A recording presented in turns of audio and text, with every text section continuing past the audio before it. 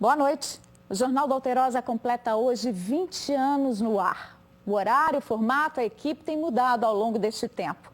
Mas não a nossa dedicação para informar, denunciar e conscientizar você, telespectador, sobre as questões que importam para as nossas vidas. Nesta sexta, elas são sobre o que precisa mudar na atividade econômica, que é uma das bases no nosso estado, a mineração, na véspera de completar um ano da tragédia de Mariana, para que outras não aconteçam. Vamos falar também sobre a violência que envolve jovens na balada, com crimes de agressão e assassinato em casas noturnas, que afetam e preocupam tantas famílias. E sobre o movimento de estudantes que ocupam escolas e universidades em vários estados do país, num protesto contra a proposta de emenda à Constituição do governo federal, que acreditam que trará prejuízo para a educação deles e das próximas gerações. São os destaques que você vê agora. Estudantes do movimento contra a PEC do teto de gastos do governo federal ocuparam o pátio do prédio do Instituto de Ciências Humanas da PUC no Coração Eucarístico, em BH, na noite dessa quinta. É a primeira unidade de ensino privada no estado que vira palco dessa mobilização de protesto para tentar barrar a aprovação da proposta de emenda constitucional 241, já aprovada pela Câmara Federal, e que virou PEC 55, agora em tramitação no Senado. Para educadores e manifestantes, ela é uma ameaça ao plano de educação aprovado há 2 anos para ampliar a rede pública no país, onde milhões de crianças e adolescentes estão fora da escola. Estudantes da Universidade Católica entraram no movimento de ocupação depois dessa assembleia. Já era noite quando se ouviram os gritos com a decisão tomada. Por enquanto, apenas o prédio da Faculdade de Filosofia está ocupado. Mas os estudantes que protestam contra a PEC 241 esperam ampliar a adesão ao movimento e paralisar todas as atividades. Esta aluna explica por quê e defende a manifestação. A PEC, que é uma medida que quer congelar durante 20 anos os investimentos na educação, significa a destruição da educação, né? Que vamos lembrar, a PEC ela não vem sozinha, ela vem com a MP 746, né? Uma reforma do ensino médio que quer tirar disciplinas como sociologia, educação física, filosofia da nossa grade curricular. Do outro lado da polêmica estão os estudantes que são contra. Vitor diz que a assembleia realizada na noite dessa quinta-feira não foi representativa. Segundo ele, os manifestantes afirmam que havia 500 pessoas, mas o número era bem menor. Eram por volta de 80 a 100 pessoas, sendo que boa parte sequer aluno da PUC Minas era. A gente é contra a ocupação, já partindo do princípio que essa é uma universidade privada. Então já não há motivo algum para que tenha uma ocupação aqui, visto que tem alunos que pagam a mensalidade e serão futuramente prejudicados.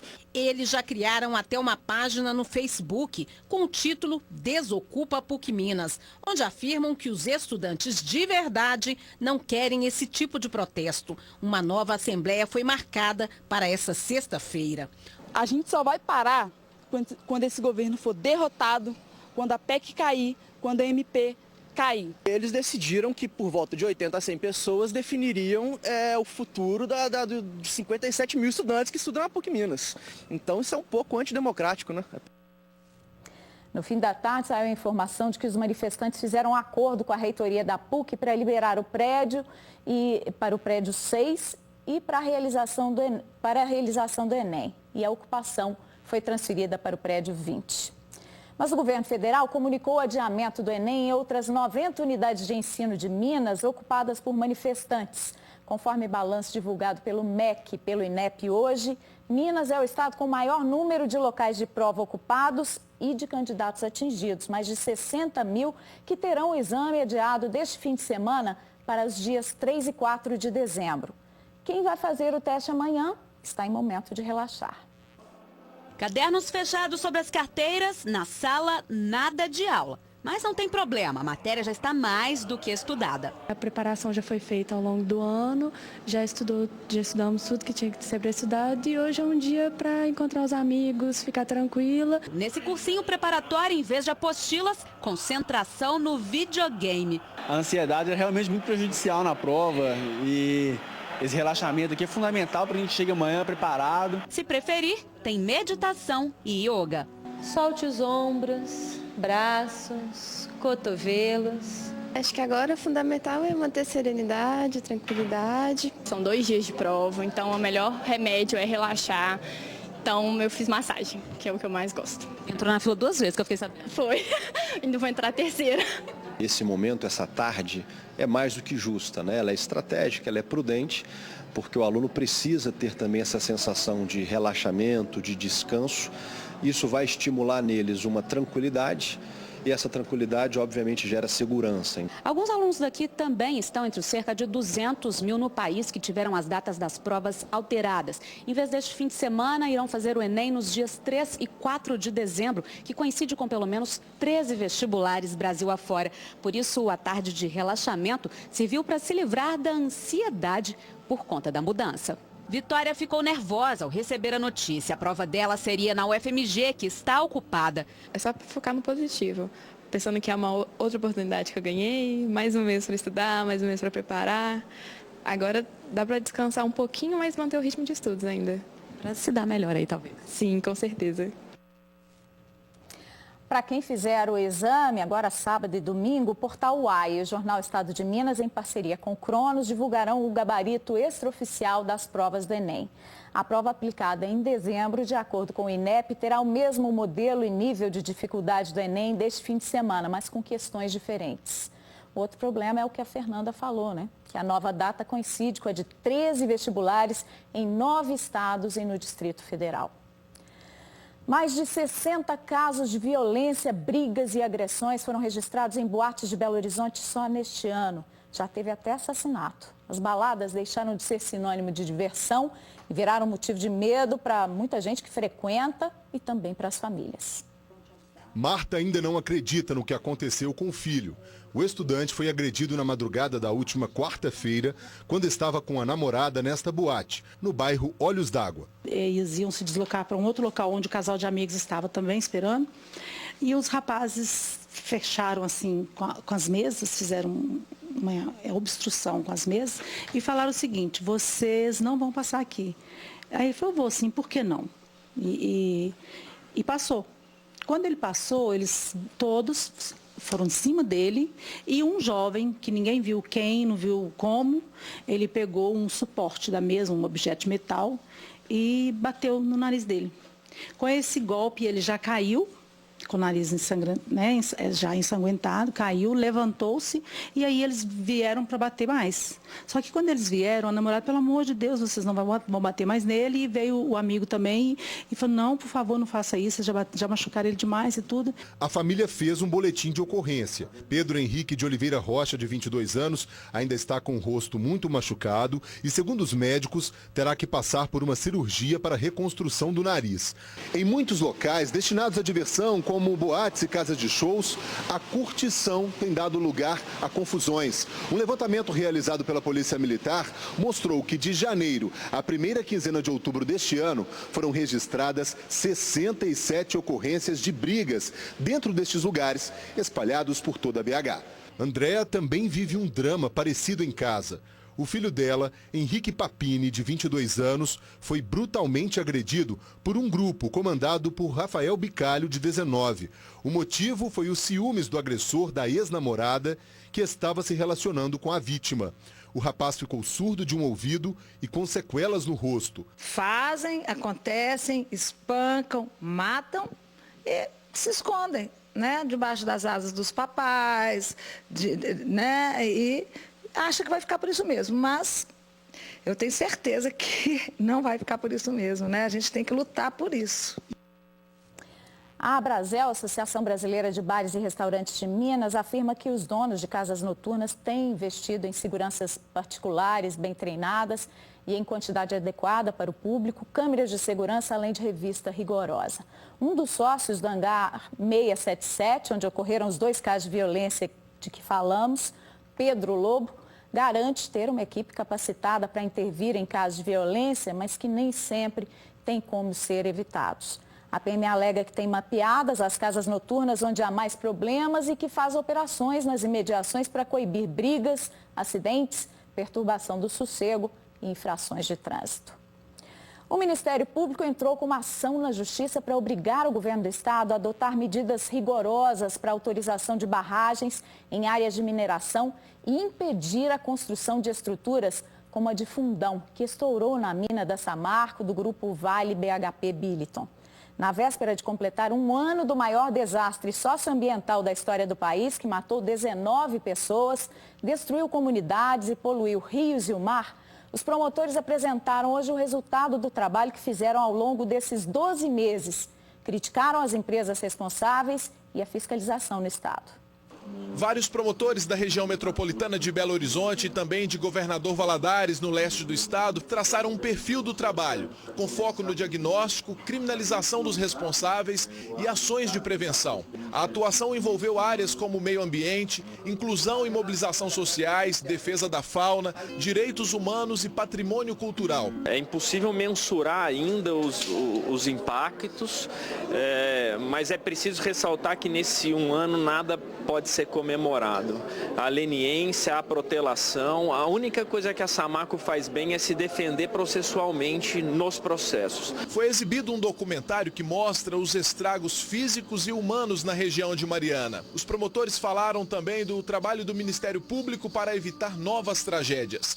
Eles disseram que estão entrando com uma ação contra o Estado. Primeiro, para que o governo seja obrigado a cobrar das mineradoras um estudo técnico que aponte a inviabilidade de instrumentos alternativos às barragens. Depois que sejam interrompidos todos os processos de licenciamento ambiental para a construção de barragens com o método de alteamento, o mesmo da de Fundão que se rompeu. De acordo com o Ministério Público, um decreto do governo suspendeu no mês de maio apenas novos pedidos, mas autoriza aqueles que já estavam em andamento. É importante ressaltar que de tão perigosa, de tão inadequada, de tão ultrapassada que é essa metodologia, que no Chile, que é um país vizinho, e eu não estou falando de um país da Europa, estou falando de um país vizinho do Brasil, esse tipo de barragem é proibido desde o ano de 1965. E como anda a fiscalização nas mineradoras? Absolutamente precária. Nós temos 4 fiscais para a fiscalização, para a verificação da conformidade das barragens em todo o estado. Isso é absolutamente impossível. É ridículo, um escândalo. Para fiscalizar a atividade que oferece ameaça a vidas, ao ambiente, no estado que tem o maior número de barragens do país, são mais de 300, segundo o DNPM, metade do número total do país. Se isso não for mudado, se as leis e os nossos legisladores não mudarem para atender o bem-estar da população, ao invés do interesse econômico, nós teremos outras tragédias como a de Mariana. Porque esperar que quem controla a mineração tenha consciência e passe a se importar com as pessoas e o planeta, ainda não dá. A Samarco, há uns 2 meses, foi multada por omitir um depósito de lama em um dos municípios atingidos na tragédia. Enquanto adia o cumprimento das penas e o pagamento das multas na justiça, a empresa tenta melhorar a imagem e mostrar que está cumprindo a lei agora, que está ajudando as vítimas. Foi o que nossa equipe encontrou na visita guiada por técnicos da mineradora pelas comunidades que tiveram a realidade transformada de uma hora para outra pela lama.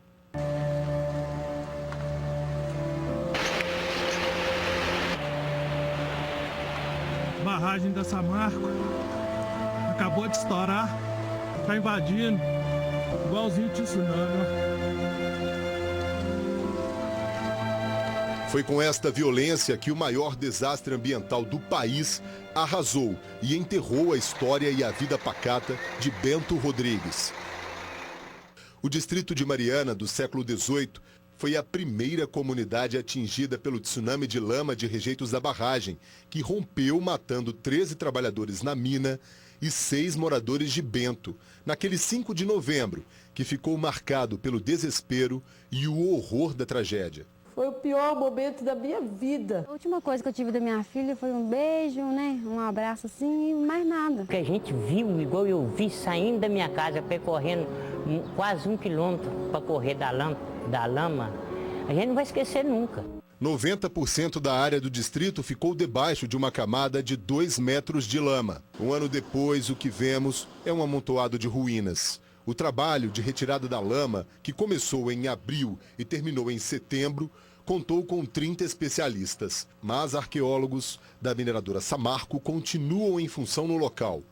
O maior cuidado é dedicado à igreja de 1718. A cada porção de rejeito removida, o resgate de uma parte deste patrimônio histórico. Pequenas imagens de gesso, imagem de cerâmica.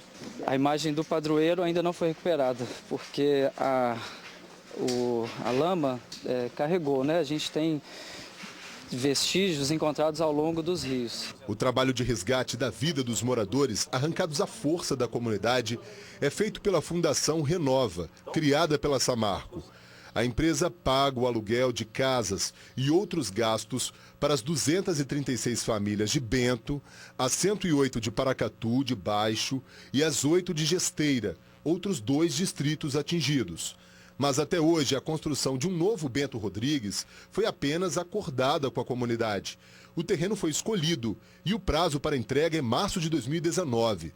Mesmo prazo prometido para a reconstrução dos imóveis destruídos nos outros 2 distritos. Nós estamos dialogando muito, temos reuniões semanais para a gente conseguir chegar no modelo que é o distrito que eles querem. É o Bento que eles querem, o Paracatu que eles querem, o Gesteira que eles querem.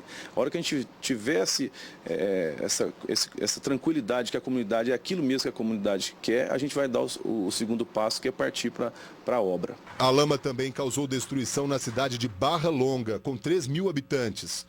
A parte baixa e várias casas foram inundadas. Segundo a Samarco, o trabalho de limpeza conta com 550 homens. 112 casas foram recuperadas, 3 reconstruídas e 60% das famílias já voltaram para suas residências. A área da cidade que foi mais atingida foi esta aqui, que fica bem às margens do Rio Carmo, por onde desceu toda a lama. Segundo a empresa, os trabalhos de reestruturação começaram 2 dias depois do rompimento. Em um ano, de acordo com a Samarco, já foram gastos cerca de 140 milhões de reais em obras. Os espaços públicos, como o Campinho e a praça principal, foram reconstruídos. O Barra Longa é um local que fica no entorno de montanhas, então para dispor o material removido do município foi o ponto mais complicado que nós tivemos logo no início dos trabalhos. Seu Rafael conta que a lama cobriu o pasto da fazenda dele. Durante dias após o desastre, ele e a mulher ficaram ilhados. Foi 9 dias ilhado, né? E perdemos leite, tudo. Estava com 120 litros por dia. Hoje, eles dizem receber apoio da mineradora para tocar a fonte de renda, que é a venda de leite. Plantando um braquiária, substituindo a área que eu perdi. Essa seca aí na beira da estrada para segurar o gado para cima, eles fizeram. O poço agora. Nós vamos fazer parceria com os órgãos competentes, onde a gente vai buscar a forma técnica de fazer com que sua propriedade volte a ser mais produtiva, igual ou mais produtiva do que era antes. Mas nem tudo neste processo de reparação dos danos da tragédia corre dentro do exigido pelos órgãos fiscalizadores. Em agosto deste ano, uma multa do IBAMA revelou que a Samarco teria escondido em Barra Longa um depósito de rejeitos dentro do parque de exposições da cidade. Todo o material que foi depositado no parque será transferido para a área anexa, que é um campo de futebol, e lá nascerá um campo alteado.